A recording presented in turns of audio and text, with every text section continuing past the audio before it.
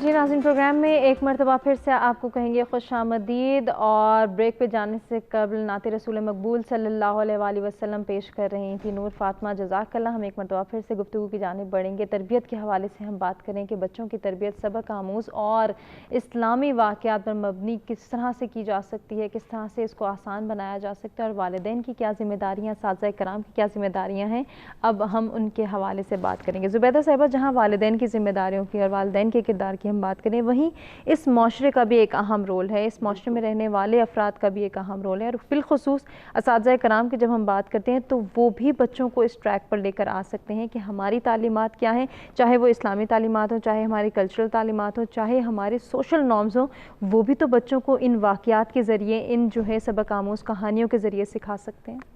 بالکل، یہ بڑی اہم بات ہے کہ ایک طرف اگر والدین کا بڑا کردار ہے بچے کی تربیت میں، تو دوسری طرف استاد کا بھی بڑا کردار ہے بچے کی تربیت میں۔ علامہ اقبال کو ہم دیکھتے ہیں کہ ایک طرف انہوں نے اپنی ماں کے لیے ایک نظم بھی لکھی اور کہا کہ تیری تربیت سے ہی میں ماہ و انجم کے برابر ہوا، تو دوسری طرف ہم دیکھتے ہیں کہ اپنے استادوں کا تذکرہ بھی انہوں نے کیا ہے، اور بڑا ایک مولوی میر حسن کا بڑا کردار نظر آتا ہے۔ اور تاریخ سے ہمیں پتہ چلتا ہے کہ جب انگریز گورنمنٹ نے ان کو سر کا خطاب دینے کے لیے کہا، بلایا کہ آپ آئیں تو ہم آپ کو یہ خطاب دینا چاہتے ہیں، تو علامہ اقبال نے کہا کہ نہیں، پہلے آپ یہ خطاب میرے استاد کو دیں۔ کیا بات۔ تو انگریزوں نے کہا کہ انگریز گورنر نے کہا کہ آپ تو اتنے بڑے اسکالر ہیں، آپ نے کتابیں لکھی ہیں، بہت کچھ تصنیف کیا ہے، تو آپ کے استاد نے کیا تصنیف کیا ہے کہ ہم ان کو کس بات کے اوپر سر کا خطاب دیں؟ تو علامہ اقبال محترم نے فرمایا کہ اس نے مجھے تصنیف کیا۔ کیا بات ہے، واہ۔ کہ اور پھر اس کے بعد انہوں نے اپنی یہ بات منوائی کہ میرے استاد کو پہلے سر کا خطاب دیا جائے، تو پھر انہوں نے کہا کہ میرے استاد تو بہت بزرگ ہیں، وہ لاہور نہیں آ سکتے یہ خطاب لینے کے لیے، تو لہٰذا آپ لوگ سیالکوٹ میں جا کے ان کو یہ خطاب دیں۔ تو اس کے بعد وہ پھر انہوں نے سیالکوٹ میں جا کے تو ان کے استاد کو یہ خطاب دیا۔ تو ہم یہ دیکھتے ہیں کہ بڑی شخصیات جو ہمارے سامنے آتی ہیں، تو ان میں ایک طرف ان کے والدین کا کردار نظر آتا ہے کہ کس طرح اپنے بچوں کی تربیت انہوں نے کی، تو دوسری طرف ان کے استادوں کا کردار بھی نظر آتا ہے۔ اور یہی وجہ ہے کہ ہمارے معاشرے میں استاد کو ایک بڑا محترم مقام دیا جاتا تھا، کہ ہم جب پچھلی اپنی تاریخ کو پڑھتے ہیں تو ہمیں پتہ چلتا ہے کہ ہارون رشید کے بیٹے جو ہیں وہ اپنی استاد کے جوتے سیدھے کیا کرتے تھے، اور وہ دونوں بچے دوڑ دوڑ کے جا کے تو اپنا استاد کی خدمت کیا کرتے تھے، ان کے جوتے اٹھا کے رکھتے تھے، ان کو وضو کراتے تھے، اور وہ یہ نہیں کہ وہ خلیفہ وقت کے بیٹے ہیں، تو خلیفہ وقت نے ان کو یہ سکھایا تھا کہ اپنے استاد کا اکرام کریں، بے شک، اور استاد کا اکرام جب کریں گے تو تبھی اس سے سیکھیں گے۔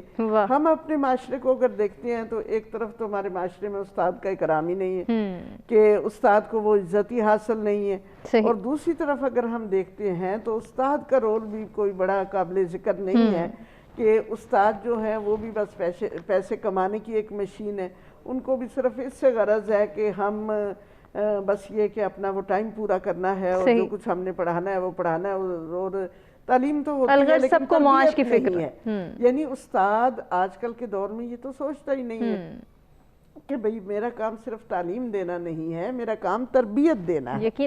اور ہمارے جو پہلے استاد تھے وہ تو ایسے ہی تھے نا، خود نبی کریم صلی اللہ علیہ وسلم کا جو کردار بتایا گیا تو یہ بتایا گیا کہ آپ تعلم کے ساتھ تربیت بھی کرتے ہیں، کہ جو اللہ تبارک تعالیٰ نے آپ کا تعارف معلم کی حیثیت سے کرایا ہے، اور آپ نے خود بھی فرمایا کہ انما بعثت معلم، کہ مجھے معلم بنا کر بھیجا گیا ہے، تو آپ کس طرح کے معلم تھے کہ آپ سے یہ کہا گیا کہ یتلو علیہم آیاتی ویزکیہم، کہ وہ کتاب الہی پڑھ کے سناتا ہے، وہ ان کا تزکیہ کرتا ہے، ان کی تعلیم و تربیت کرتا ہے، وَيُعَلِّمُهُمُ الْكِتَابَ وَالْحِکْمَةَ، اور ان کو کتاب اور حکمت کی باتیں سکھاتا ہے۔ تو استاد کا کام کیا ہوتا ہے؟ استاد کا کام یہ ہوتا ہے کہ وہ اپنے شاگردوں کی تربیت کرے، ان کو اچھی چیزیں سکھائے، اچھے جو ہمارے معاشرے کے اندر جن چیزوں کا ہمیں لیک نظر آتا ہے اس وقت کہ کمیاں ہیں ہمارے معاشرے کے اندر، سچائی کی کمی ہے، امانتداری کی کمی ہے، بدعہدی ہے معاشرے کے اندر، تو ایک استاد جو ہے وہ باتوں باتوں میں اچھی تربیت کر سکتا ہے. یقیناً کہ اگر میں تو کہتی ہوں کہ سائنس پڑھانے والا استاد بھی اگر 5 منٹ اپنے مختص کر لے کہ یہ 5 منٹ میں نے اپنے شاگردوں کی تربیت کرنی ہے، میں نے ان کو کوئی نہ کوئی اچھی بات بتانی ہے.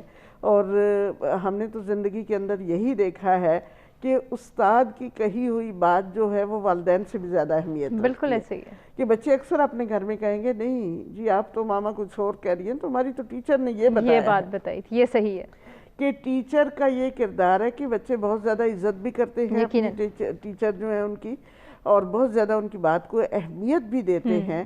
اور اگر ٹیچر ان کو اچھی باتیں بتائیں گے تو یقیناً ان کا کردار جو ہے وہ ایک بہت اچھا کردار بنے گا. تو لیکن اس کے لیے لازمی یہ ہے کہ خود ٹیچرز کی تربیت بھی ہونی چاہیے کہ ہمارے ہاں ٹیچرز ٹریننگ پروگرام تو بہت ہوتے ہیں اور پروفیشنلی تو ان کو بڑی تربیت دی جاتی ہے، لیکن ضرورت اس امر کی ہے کہ ان کو یہ تربیت بھی دی جائے کہ وہ اپنے ان شاگردوں کو معاشرے کا اچھا انسان کیسے بنا سکتے ہیں. ابھی ہم مہذب معاشرے کی بات کر رہے تھے، تو مہذب معاشرہ کس سے بنتا ہے؟ انسانوں سے بنتا ہے نا. اور انسانوں کی تربیت بچوں سے شروع ہوتی ہے کہ اگر ہمارے بچے تربیت یافتہ ہوں گے اور وہ جو ہیں وہ معاشرے کے اچھے فرد بنیں گے اگر، تو پھر ہمیں یہ نہیں شکوہ ہوگا کیوں کہو جی یہ تو استادوں کی عزت ہی نہیں کر رہے یہ بچے جو ہیں. تو وہ عزت کس نے سکھانی ہے ان کو؟ ہم نے خود سکھانی. وہ عزت کرنی بھی تو ہم نے خود ان کو سکھانی ہے. اور اگر ہمارا کردار ایسا ہوگا، ہم ایک رول ماڈل ہوں گے بچوں کے لیے، تو بچے خود بہت عزت کریں گے. ایک وہ چھوٹا سا واقعہ ہے کہ وہ میرے جیٹھ کا بیٹا اسکول جاتا تھا، تو ان کی ٹیچر نے کہا کہ جی آپ ناخن اپنے صاف رکھیں، ناخن کاٹ کے آئیں، اور یہ ہے کہ وہ اچھی باتیں اس طرح سے ٹیچر سکھا رہی تھی.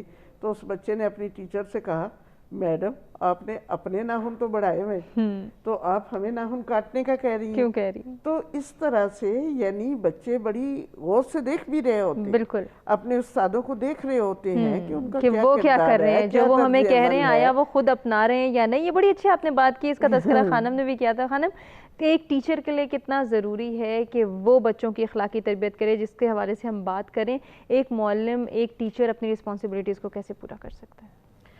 جی پیرنٹس کے بعد سب سے اہم ذمہ داری ٹیچرز کے اوپر آتی ہے. اور جب ہم تربیت کی بات کرتے ہیں تو وہ تعلیم سے اسی طرح مختلف ہے کہ تعلیم میں آپ ایک نالج دیتے ہیں، آگاہی دیتے ہیں معلومات کی، لیکن تربیت میں آپ نے ایک انسان کے وجود کے اندر جو پوشیدہ صلاحیتیں ہیں انہیں نکھارنا ہے، یقیناً ان کو نکال کے باہر لانا ہے. امیر المومنین علی بن ابی طالب علیہ السلام فرماتے ہیں کہ انسانوں کے درمیان جو فرق ہے ایک دوسرے کے درمیان، یہ ان کی خیر کا سبب ہے. اگر سب ایک جیسے ہوتے تو وہ ہلاک ہو جاتے. تو استاد کی ایک بہت امپورٹنٹ ذمہ داری یہ ہے کہ وہ یہ دیکھے کہ اس بچے میں کون سی فطری صلاحیتیں ہیں. ہر بچے کی صلاحیتیں ایک جیسی نہیں ہوتی. کوئی میتھس پہ اچھا ہوتا ہے، کوئی آرٹس میں اچھا ہوتا ہے، کسی کا رجحان لاجیکل ریزننگ کی طرف ہوتا ہے، کسی کی آرٹسٹک ایبلٹیز اچھی ہوتی ہیں. تو ایک استاد کی یہ ایک بہت اہم ذمہ داری ہے کہ وہ اس چیز کو دیکھے کہ اس بچے میں فطری طور پہ کون سی صلاحیتیں ہیں کہ جن کو بجائے اس کے کہ اسے دوسری طرف لے کے جائے، اس کی ان صلاحیتوں میں جن میں وہ فطری طور پہ اچھا ہے، جن میں وہ دلچسپی لے رہا ہے، جن میں وہ شوق لے رہا ہے، اس کی طرف توجہ کرے اور ان کو زیادہ اچھے طریقے سے نکھارے اور اس کو ان چیزوں پہ اپریشیٹ کرے. بہت زیادہ کمپیریزن بھی نہ کرے کہ کسی ایک کو جو ہے بہت زیادہ بڑھا چڑھا کے اور دوسرے کو جو ہے وہ اس کی اچھی چیزوں کو ان کے ساتھ کمپیئر کر کے. کہ ہم بعض اوقات دیکھتے ہیں کہ کمپٹیشن اتنا زیادہ ہوتا ہے کہ کچھ بچے لائق ہیں اور نالائق بچے جو ہوتے ہیں وہ بس اپنے آپ کو نالائق ہی سمجھتے رہتے ہیں. تو استاد جو ہے اس کے اندر اتنی پاور اس کے اندر ہے اور اس کی شخصیت اتنی انفلوئنشل ہو سکتی ہے کہ اگر وہ چاہے تو نالائق بچے کے اندر بھی یہ احساس دلا سکتا ہے کہ بیٹا آپ بھی بہت کچھ کر سکتے ہیں، آپ کو بھی اللہ تعالیٰ نے صلاحیتیں دی ہیں، آپ نے ان کو پہچاننا ہے. تو جیسے کہا جاتا ہے کہ ماں باپ ہمیں جو ہیں وہ آسمان سے زمین پہ لانے کا سبب بنتے ہیں اور ہمارے استاد ہمیں دوبارہ جو ہیں وہ زمین سے آسمان پر پہنچا سکتے ہیں. بالکل. اور تاریخ میں بھی ہم نے ایسے بہت سے واقعات دیکھے ہیں، جیسے حضرت عمر بن عبدالعزیز کے رضی اللہ تعالیٰ عنہ کے بارے میں کہا جاتا ہے کہ وہ ان کی روش تھوڑی مختلف تھی باقی اپنے پچھلے جو خلفات ہیں اس سے، اور ان کا کافی ڈفرینٹ رویہ تھا. اس کا ایک سبب یہ تھا کہ ان کے استاد نے ان کی ایسی تربیت کی تھی. صحیح. کہ انہوں نے اپنے دور میں بہت سارے ایسے فیصلے کیے جو پہلے کے ان سے پہلے آنے والے نہیں کر سکے.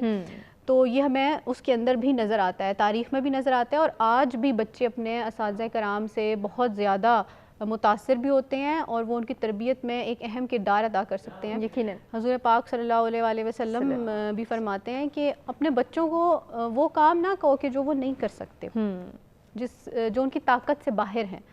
تو ایک استاد جو ہے اس نے یہ چیز پہچاننی ہے. ماں باپ سے زیادہ وہ اس کو اس چیز کا موقع ملتا ہے کہ وہ دیکھے کہ ایک بچہ جو ہے اس میں کون سی صلاحیتیں ہیں جن کے اوپر کام کرنے کی ضرورت ہے. تو بجائے زبردستی کرنے کے، اور ماں باپ کو بھی اس چیز کو دیکھنا چاہیے کہ انہیں فورس نہ کریں کہ اور کمپیریزن بہت زیادہ نہ کریں ان کے ساتھ. اساتذہ کو بھی چاہیے، اور وہی جیسے خانم نے بھی کہا کہ اس کے لیے اساتذہ کو، ہمارے ہاں کیا ہوتا ہے کہ اگر آپ کچھ نہیں کر سکتے تو آپ ٹیچنگ کر لیں. بالکل. یہ جو ہمارے ہاں کا مسئلہ ہے اس کی وجہ سے بھی ہمارے معاشرے میں جو ہے وہ بگاڑ پیدا ہو رہا ہے کہ ٹیچرز جو ہیں وہ ڈیڈیکیشن کیوں نہیں شو کرے، کیونکہ وہ بائی چانس ٹیچر بن رہے ہیں، بائی چوائس نہیں بن رہے. جی خانم. وہ بائی چوائس نہیں بن رہے، پھر وہ اس تیاری پہ بھی نہیں آتے. پھر سب سے جو کم ایجوکیشن والے ٹیچر ہوتے ہیں انہیں مونٹیسری کی ٹیچنگ دے دی جاتی ہے. ان کی ٹریننگ اس طرح سے نہیں ہوتی. اور مونٹیسری ایک ایسی ایج ہے، وہ ایسا ایج گروپ ہے کہ جس میں سب سے زیادہ وہ سب سے زیادہ چیزوں کو ایبزارب کر رہا ہوتا ہے اس ایج میں بچہ. 7 سال کا، 10-12 سال کا، وہ بہت زیادہ چھوٹا بچہ جو ہوتا ہے وہ ایبزارب کر رہا ہوتا ہے، ہر چیز کو ایبزارب کر رہا ہوتا ہے. اس کے اندر اگر جو استاد ہے اس نے اس طرح سے تربیت حاصل نہیں کی، اس نے اس پروفیشن کے بارے میں نہیں جانا کہ اچھا مجھے ان کے ساتھ کیسے ڈیل کرنا ہے، تو اس کی شخصیت دب سکتی ہے. بالکل دب بھی سکتی ہے. اور اگر اس نے یہ چیز حاصل کی ہے، تعلیم حاصل کی ہے، اس نے اس چیز کو پروفیشنلی دیکھا ہے، امپلیمنٹ کیا ہے، تو وہ اس کی شخصیت کو کہاں سے کہاں پہنچا سکتا ہے. اس لیے ہمیں دونوں پہلوؤں پہ کام کرنا ہوگا کہ اساتذہ جو ہیں وہ بچوں کی صلاحیتوں کو نکھارنے کا سبب بنے ان کے اندر، اور اساتذہ کی صلاحیتوں کو نکھارنے کے لیے انہیں وقتاً فوقتاً اپنی ٹریننگز بھی لینی ہوں گی. اور ہمیں اپنے اس نظام کو بھی تھوڑا سا بہتر کرنا ہوگا کہ ہم نے ٹیچنگ کا پروفیشن اس کو اتنا لائٹلی نہیں لینا، اتنا لائٹلی اس کو نہیں لینا کہ بس کوئی بھی آ کے پڑھانے لگ جائے. ایک بہتری اس کے اندر، کوئی تو آپ کے اصول و ضوابط ہو، کوئی تو ججمنٹ کرائٹیریا ہو کہ آیا یہ ٹیچنگ کر سکتے ہیں. اور ابھی تک ہم ایسے واقعات دیکھتے ہیں کہ گاؤں کے اسکولوں میں یا اس طرح کے اسکولوں میں ابھی تک بچوں کو مارا جا رہا ہے، اور اس طرح کے واقعات ہمارے سامنے آ رہے ہیں، ہمارے مدرسوں کے اندر بھی ہو رہے ہیں. تو ہمیں ان چیزوں کو بہت سیریسلی لینا ہوگا. یقیناً. تو کیونکہ یہ وہ ایسا وقت ہے کہ اس چیز میں کوئی بھی چھوٹا سا عمل بچے کی شخصیت کو بہت زیادہ متاثر کرتا ہے. اور اگر اس ایج گروپ میں اس کو کسی نے اس کے ساتھ زیادتی کی ہے یا کسی استاد کی طرف سے اس کو بہت ڈانٹ پڑی ہے، تو وہ آگے جا کے بچے جو ہے نفسیاتی بیماریوں کا سبب بنتے ہیں. بلکہ بہت ساری ریسرچز ہمیں یہ بھی بتاتی ہیں کہ جو نفسیاتی مسائل ہیں ان کی شروعات بچپن سے ہوتی ہے. بالکل. کہ بچپن میں ان کے ساتھ کوئی ایسا واقعہ ہوا ہوتا ہے، ضروری نہیں ہے کہ اسکول میں ہو، مدرسے میں ہو، کہیں پہ بھی ہو سکتا ہے معاشرے میں. تو اس لحاظ سے پیرنٹس کو بھی چاہیے کہ آپ دیکھیں آپ کیسے اسکول کا انتخاب کر رہے ہیں، کیسے ٹیچر کا انتخاب کر رہے ہیں. اور ٹیچرز کی ٹریننگ کے لیے بھی ایسے پروگرام کیے جاتے رہیں تاکہ بچوں کی تربیت جو ہے وہ اچھے طریقے سے ہو سکے اور انہیں معاشرے کا ایک مہذب رکن بنایا جا سکے اور ایک اچھے معاشرے تشکیل پا سکیں. بالکل. آپ نے بہت ہی پازیٹیو سولوشنز دیے ہیں. آپ دونوں مہمانوں کا شکریہ ادا کریں گے. ساتھ ہی آپ سے گزارش کریں گے زبیدہ صاحبہ، آپ سے آغاز لینا چاہوں گی، کوئی پیغام ہمارے ویورز کو دینا چاہیں تو؟ بس پیغام تو یہی ہے سب کے لیے کہ ایک اچھے والدین بنیں، اچھے ٹیچر بنیں اور اپنی قوم کی اچھی تربیت کریں، خاص طور پہ اپنے بچوں کی اچھی تربیت کریں تاکہ ہمارا معاشرہ ایک بہترین معاشرہ بنے اور واقعتاً اسلامی تعلیمات کی روشنی میں ایک مہذب معاشرہ بنے. لیکن اسلامی تعلیمات کو سیکھنے کا آغاز ہم نے قرآن سے کرنا ہوگا کہ اپنے اور اپنے بچوں کے اندر قرآن کی سمجھ پیدا کریں، ان کو حدیث کے ساتھ جوڑیں، نبی کریم صلی اللہ علیہ وسلم کی ذات مبارکہ کے ساتھ جوڑیں اور باقی جو ہماری محترم ہستیاں ہیں تو ان کو ایک رول ماڈل بنا کے پیش کریں بالکل اپنے بچوں کے سامنے تاکہ وہی ان کے رول ماڈل ہوں، انہی کی زندگیوں کو وہ اپنے لیے نمونہ بنائیں.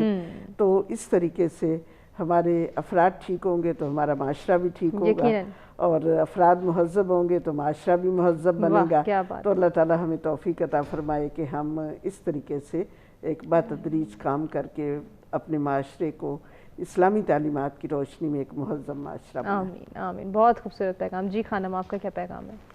جی میں والدین کو خاص طور پہ یہ کہنا چاہوں گی کہ اس کی اہمیت کو سمجھیں کہ بچوں کی تربیت کتنی ضروری ہے جی. اور پھر اپنے سامنے یہ ایک آسان کام نہیں ہے.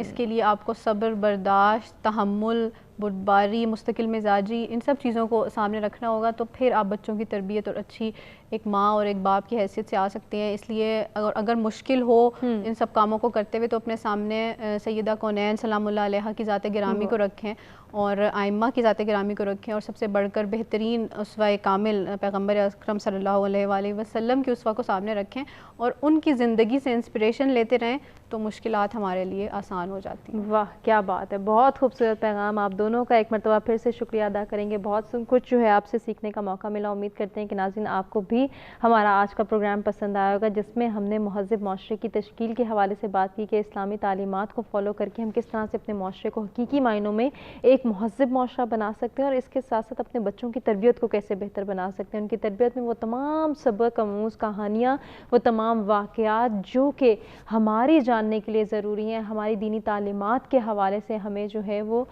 کچھ نہ کچھ سکھاتی ہیں، کوئی نہ کوئی پیغام دیتی ہیں، اور وہ تمام تر کوالٹیز جو کہ ہم اپنے بچوں کے اندر انکلکیٹ کرنا چاہتے ہیں. اگر حقیقی معنوں میں ہم چاہتے ہیں کہ تربیت کو بہتر بنائیں تو اپنے بچوں کی تربیت ہم نے اسلامی تعلیمات، احکامات اور پیغامات کی جو ہے وہ روشنی میں کرنی ہے. کس طرح سے کرنی ہے اس کے حوالے سے ہمارے مہمانوں نے بہت ہی خوبصورت سجیشنز دی. امید کرتے ہیں کہ آپ کو آج کا پروگرام پسند آیا ہوگا. اپنے فیڈ بیک سے آگاہ کیجیے گا. آپ سے چاہیں گے اجازت، اور اجازت جاتے جاتے ہی ہم جو ہے وہ نور فاطمہ کا شکریہ بھی ادا کریں گے.